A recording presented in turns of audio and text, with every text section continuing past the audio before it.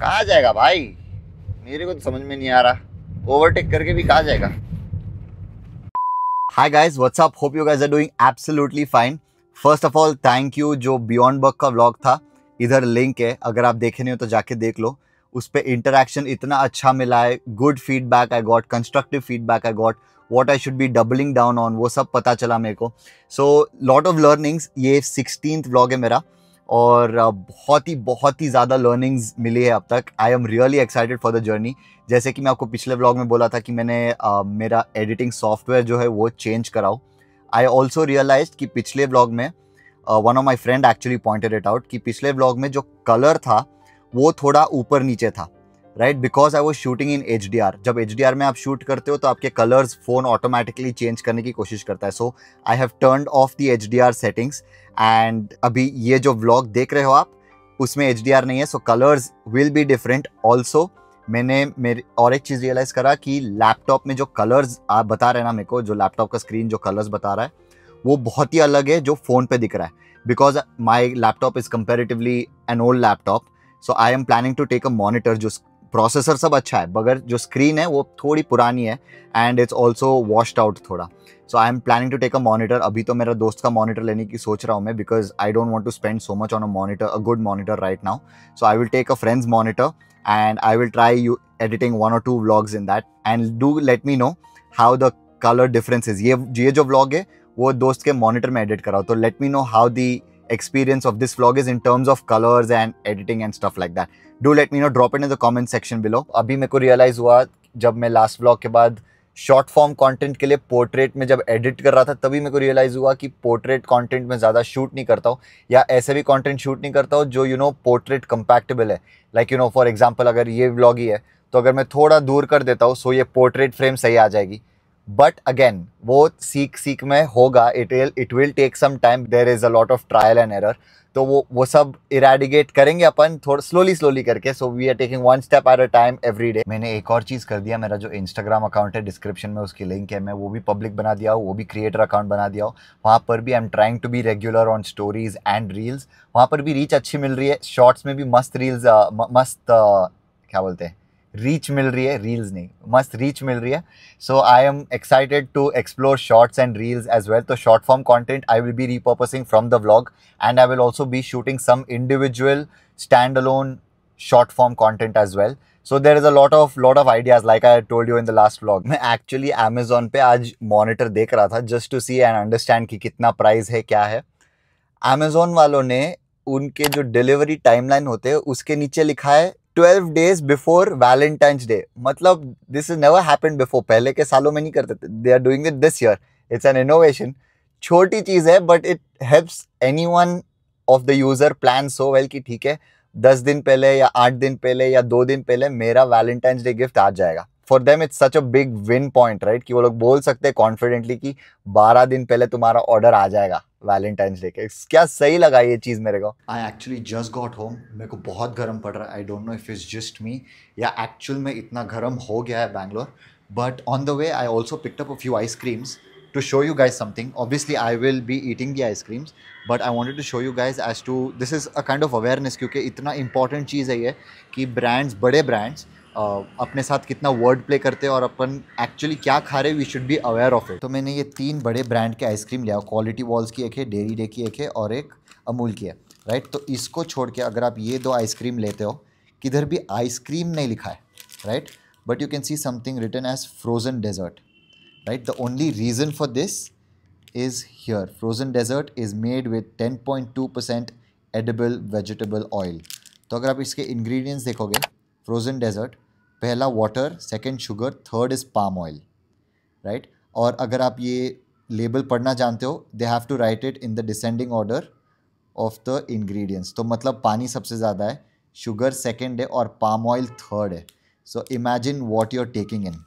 The same goes with this. Dairy day का भी अगर आप ingredients list देखोगे, right, you will not see milk first. You will see choco compounding coating, that is 45%. बाहर की जो coating होती है ना, that is made with palm sugar first, palm oil is the second, right? और inner layer अगर आप देखते हो, right, that also is water, milk solids, sugar edible vegetable oil, that is palm oil, coconut oil.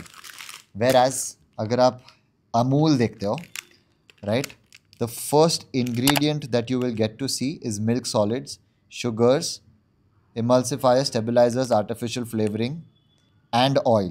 Now I'm not playing any brand's advocate, but when you look at it, चार नहीं 3 brand की ice cream देखे अपन ने, एक ही ice cream जैसे market करे, बाकी सब फ्रोजन डेजर्ट है, ओनली बिकॉज उसमें इतना ऑयल है. मिल्क तो दूर से दूर की बात है. और what is the upsetting thing, you know, बच्चे लोग सबसे ज़्यादा ये चीज़ खाते हैं. बच्चे लोग में इतना है कि आइसक्रीम आइसक्रीम आइसक्रीम आइसक्रीम, और अपन क्या देखते हैं कि सबसे सस्ती आइसक्रीम कौन सी है वो लेके दे देंगे, right. But the when you look at it, it is so crazy that palm oil does so much damage to your health. It's not at all healthy. मतलब आप पाम ऑयल अगर देखोगे उसके क्या हेल्थ बेनिफिट्स है, hardly कुछ है. But उसके हेल्थ डैमेजेस क्या है, हेल्थ रिस्क क्या है, हेल्थ हजार्ड्स क्या है, अगर आप देखोगे, my god, it is next level. अगर आप वो देखोगे ना, it's crazy. So that was one thing. Now the second thing that I also wanted to talk about, where क्योंकि अपन brands के बारे में बात कर रहे हैं and how they play wordplay and stuff. So if you see KitKat, right, KitKat के packaging पे it has coated wafer written. अब मैं देखा पहले 2-3 दिन पहले एक्चुअली देखा था क्योंकि घर पे KitKat आई थी. That's when I saw it and I was curious. I was like, coated wafer क्यों लिखा है, right? Because मैं अभी लेबल्स पढ़ना चालू करा हूँ, बहुत टाइम से पढ़ रहा हूँ अभी, but now I have gotten more curious as to what they write and why they right.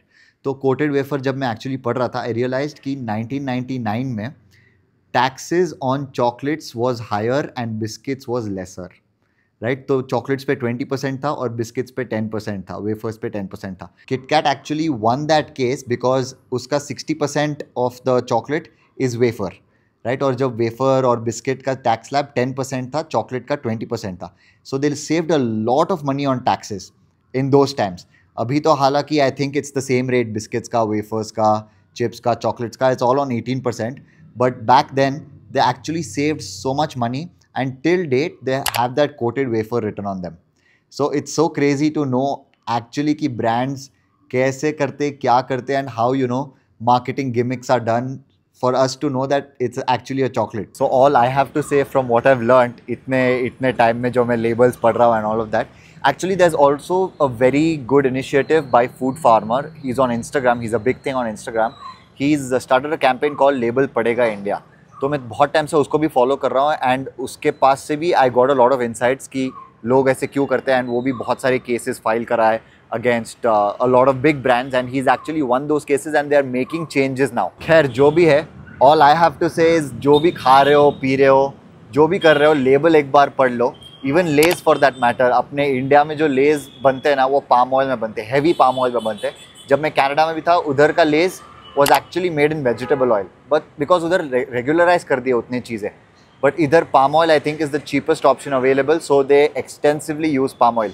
और वही चीज़ मतलब मेरे को पसंद नहीं आती because consumption maximum बच्चे लोग में ही होता है ये सब चीज़ों का. आइसक्रीम्स, चिप्स, जंक बहुत ज़्यादा खाया जाता है बच्चे लोगों से. सो आई थिंक अगर वो कंट्रोल कर लिया ना, उनकी लाइफस्टाइल के लिए भी अच्छा होगा, अपनी लाइफस्टाइल के लिए भी अच्छा होगा और अपने एनवायरनमेंट के लिए भी बहुत अच्छा होगा. So that's all I have to say. Just stay safe, stay healthy. बस और कुछ नहीं कर सकते अपन. All we can be is vigilant. We can't do anything else. Okay, moving on. कुछ दिन पहले मेरे को एक्ट वाले, एक्ट फाइबरनेट जो है ना, उनका कॉल आया था and they told me that sir आपका मॉडेम अपग्रेड करना है एंड आपका प्लान भी अपग्रेड हो जाएगा in the same cost and stuff like that. कुछ तो भी था scene. So I did whatever the necessary thing is. और उन्होंने मेरे को नया मॉडेम भेजा. Just look at this is a wifi router and in one box, ये TP-Link का डीको है. In one box, they give me 2 routers. One is this and one acts like an extender. So by default, I am getting 2 routers and a good coverage inside my house. तो पहली बार ऐसा हुआ है, honestly पहली बार ऐसा हुआ है कि मैं बाथरूम में बैठा हूँ, दरवाजे बंद करके, और मेरे को वाईफाई नेटवर्क अंदर तक आ रहा है. भाई साहब इतना खुश हुआ ना मैं.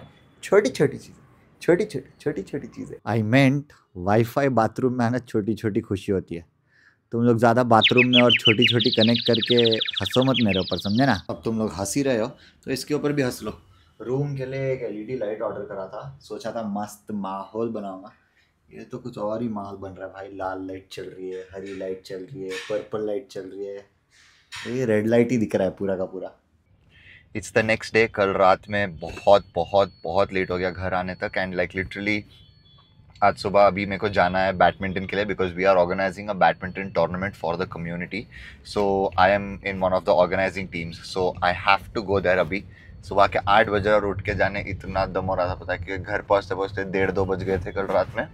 And now I have to just get up and drive and go there all the way, क्योंकि 9 to 10 की प्रैक्टिस है, मगर वो जो प्रैक्टिस की जगह है वो 1 घंटा दूर है. It's in Hennur, so for me to go to Hennur it takes a while.